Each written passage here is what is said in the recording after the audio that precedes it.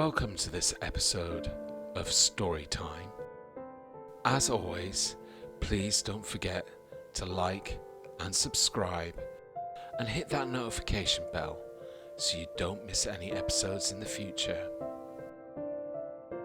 Today's story takes us back to the early days of ufology, all the way back to the beginning of the legend of flying saucers.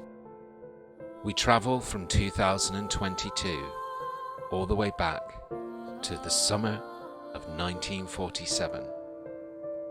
This is the story, the man who introduced the world to flying saucers.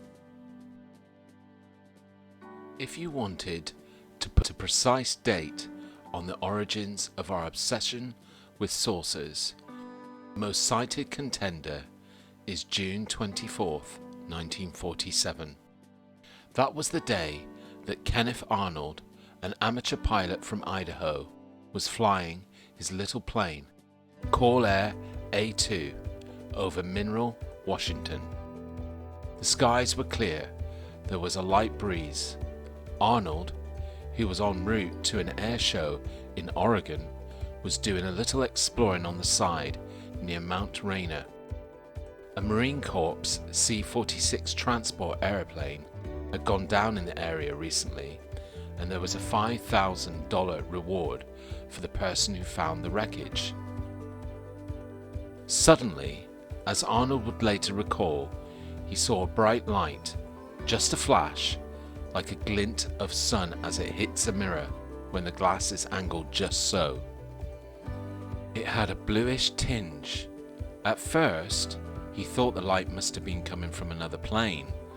When he looked around though, all he could see was a DC-4. It seemed to be flying about 15 miles away from him. It was not flashing. And then the lights came again, this time in a series, 9 flashes in rapid succession. What did Arnold see that day? Or more to the point, what would he say that he had seen?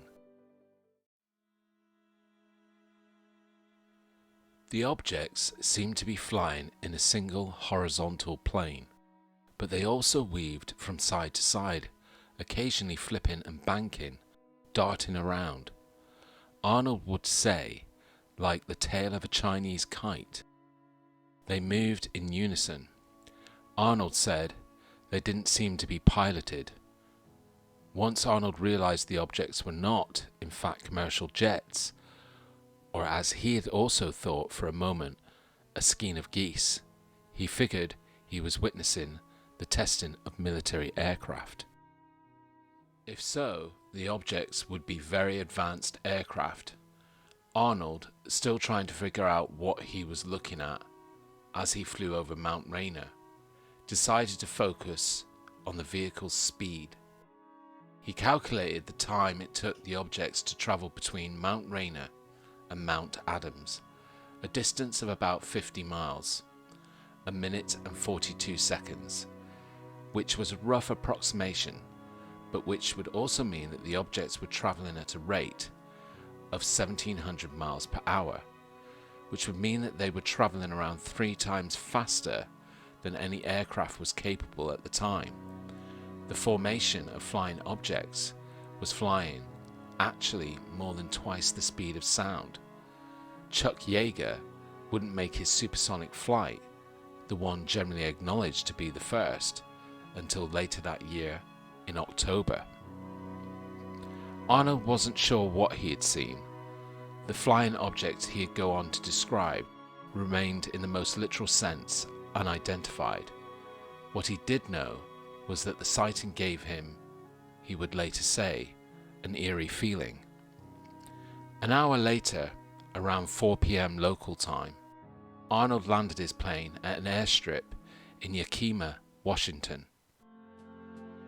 He was a frequent visitor there and told the staff, friends of his, about the strange objects he had seen.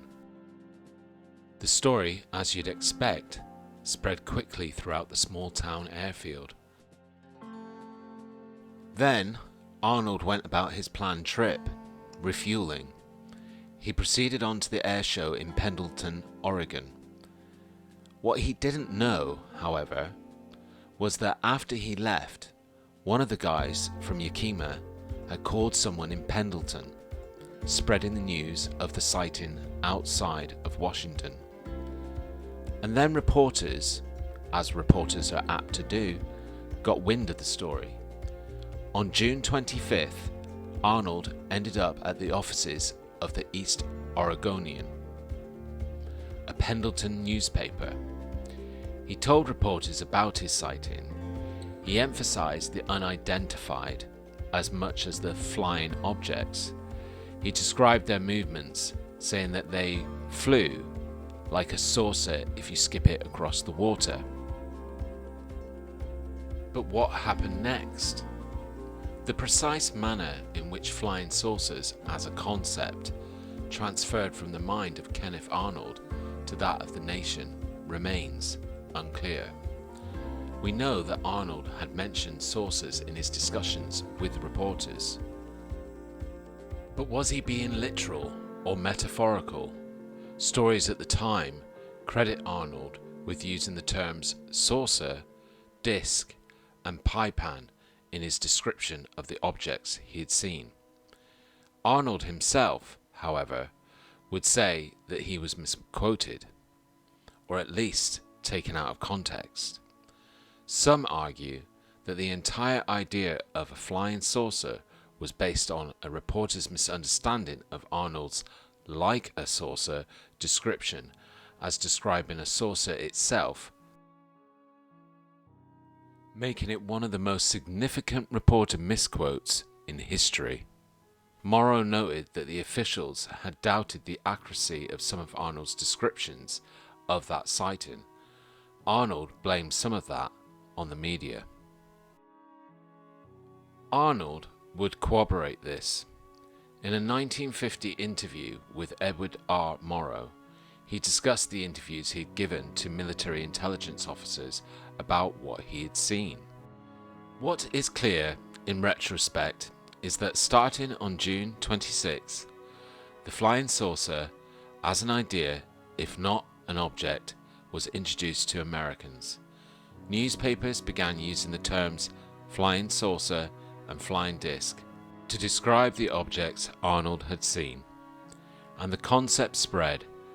Once the idea had been planted in people's minds, they too began seeing saucers, or perhaps seeing them.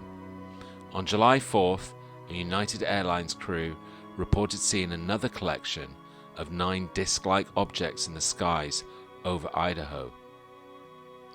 Bleutcher, in his 1967 paper, collected reports of 853 flying disc sightings in 1947 alone.